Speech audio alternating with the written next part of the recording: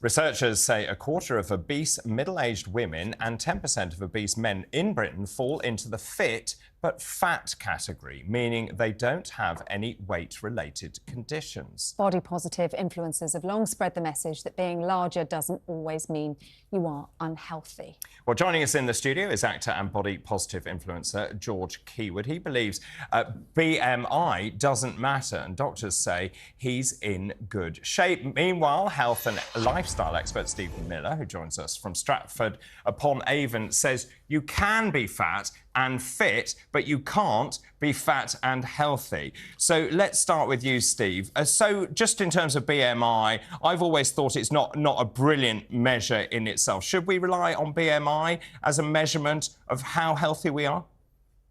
I think actually we should stop complicating it, because when we start talking about BMIs and all of the academia around weight loss and how fat we are, people become very confused. I think the nation is very confused. I think we should keep it much more simple than that. If you look down and your stomach is jolted out and you can't see your feet, you are too fat. It's as simple as that.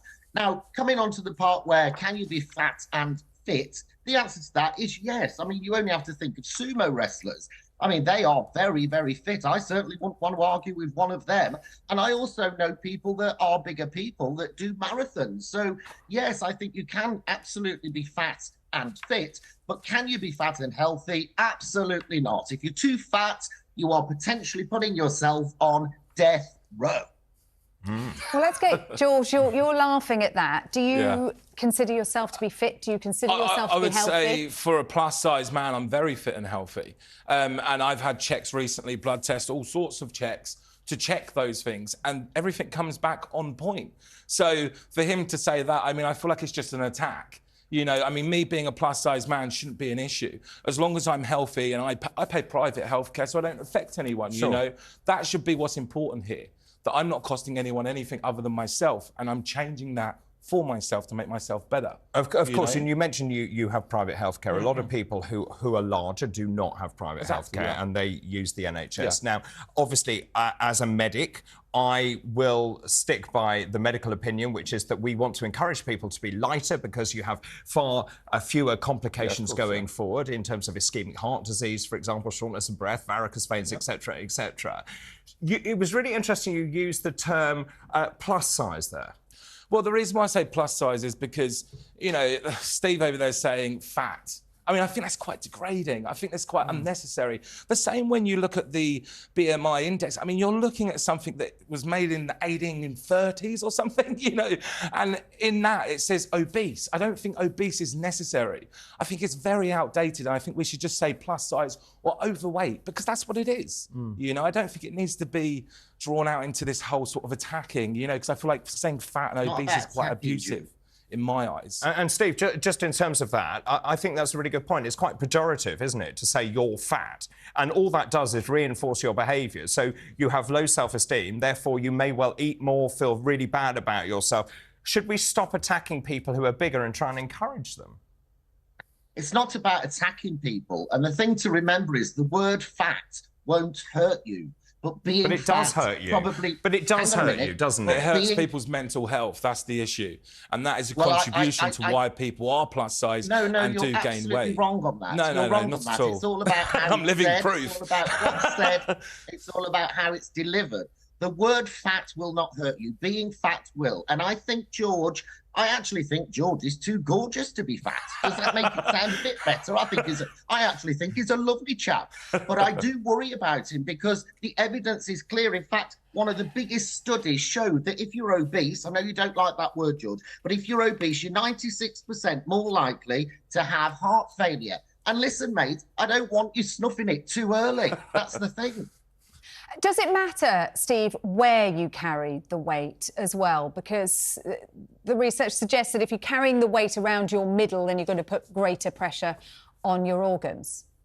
Oh, totally. Absolutely. The weight around the middle is, we all know, it's dangerous fat.